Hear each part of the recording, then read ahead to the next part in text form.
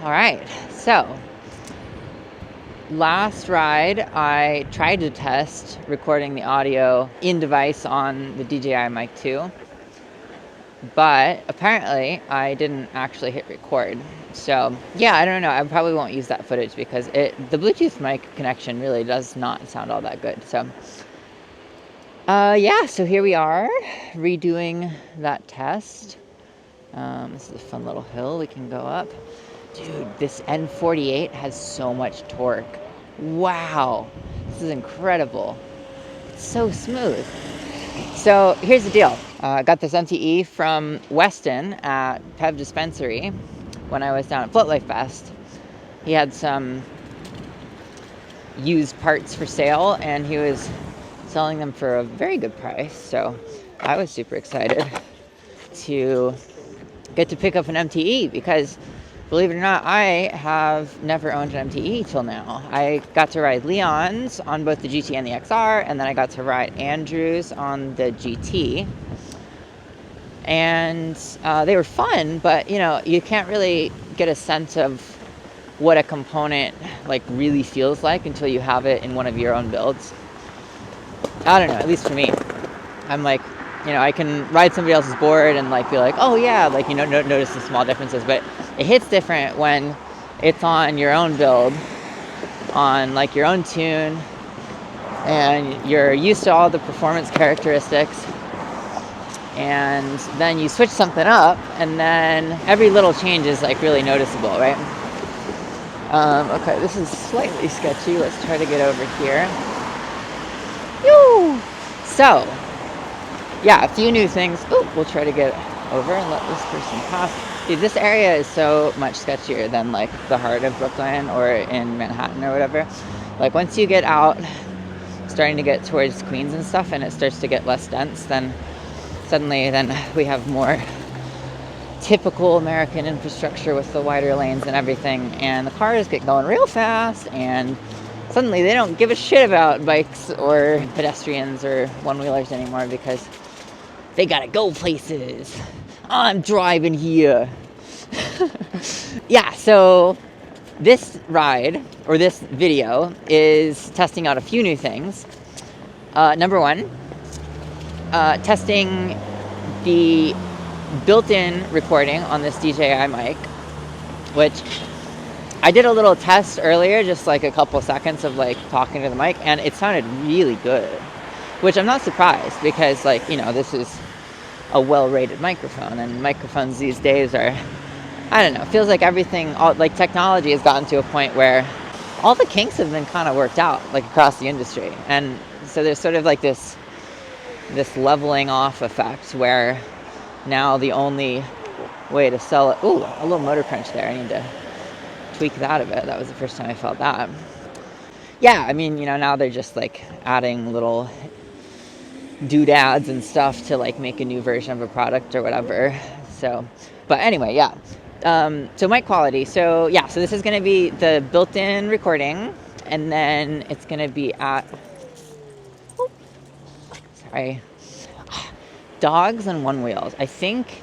I'm pretty sure what the reason is. So, when we set our zero vector frequency, somebody figured out at one point that at least some of the one wheels were running on 17 kilohertz, I think. Most of the default for VESC is 30 kilohertz.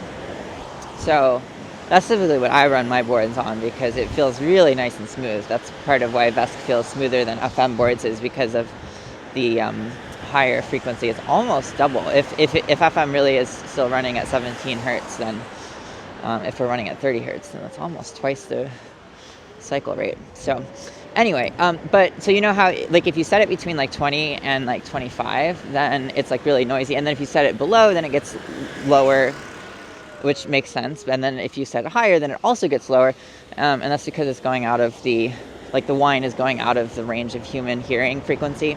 So I think what's happening is dogs can hear that, some dogs can hear that range, and so that's why you get like all these really aggressive and interesting like reactions out of dogs when you're riding a one wheel near them.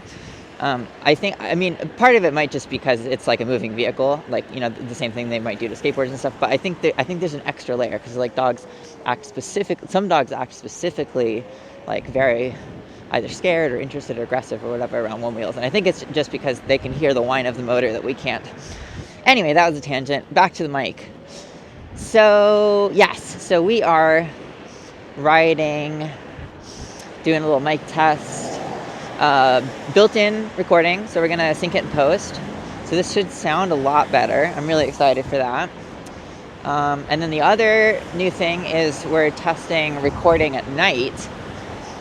Typically, I haven't done a lot of recording at night on the X4 because its low light capabilities are not all that great.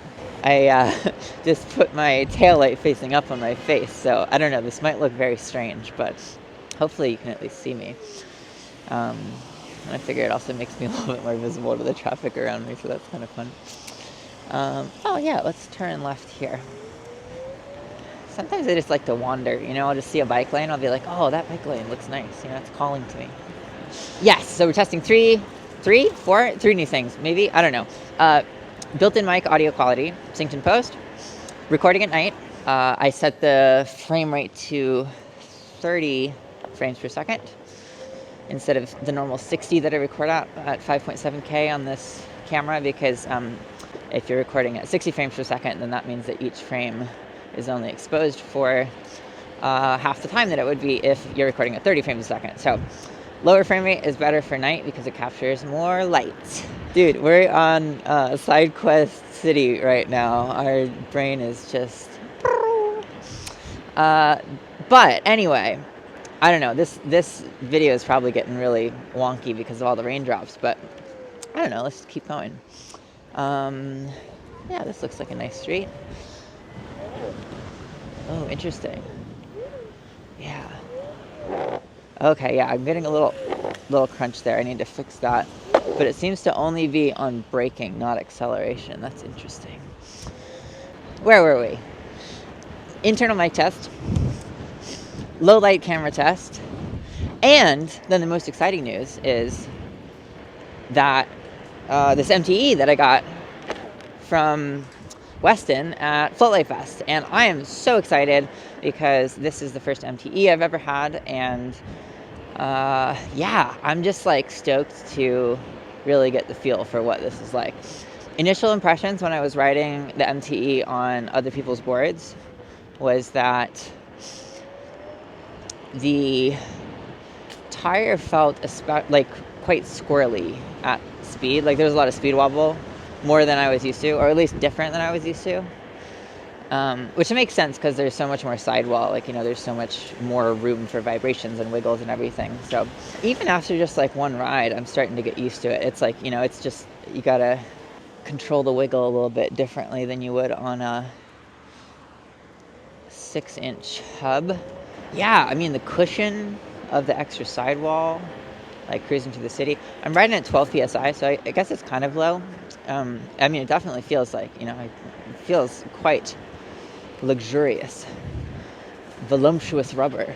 Yeah, dude, the extra torque, because I got the N48s on this one, and the extra torque, I mean, I don't know, I sound like Jeff, but I'm going to say it anyway because it's true. It's punchy. It is punchy. You get a little bit more punch to it, a little bit more kick.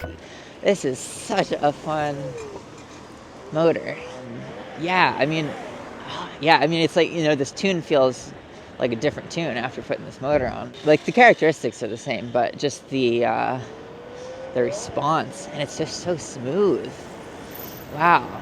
I see why everyone's raving about the MTEs, because this is a really good feeling board right now. I'm also excited because when I did the MTE swap, I also, because I had the board in B2G configuration with the extended steep and deep W's and the Burris 11.5x7 and the flight fins and everything, and it was a great trail board, but it was very much set up for a purpose, and so riding it around the street and stuff was like, I don't know, I just don't like riding with fins. I really like the free foot life.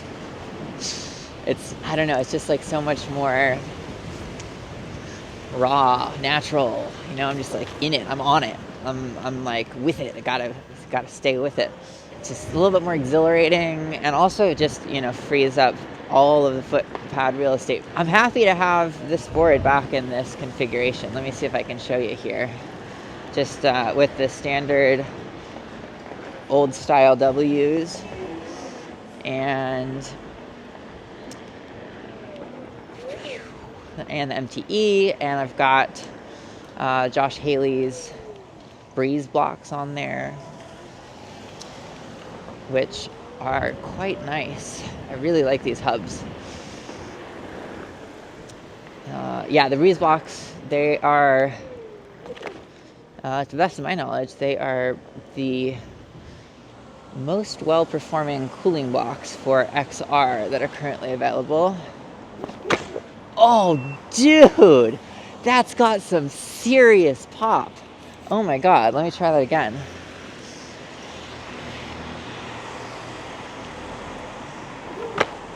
Dude, that is wild.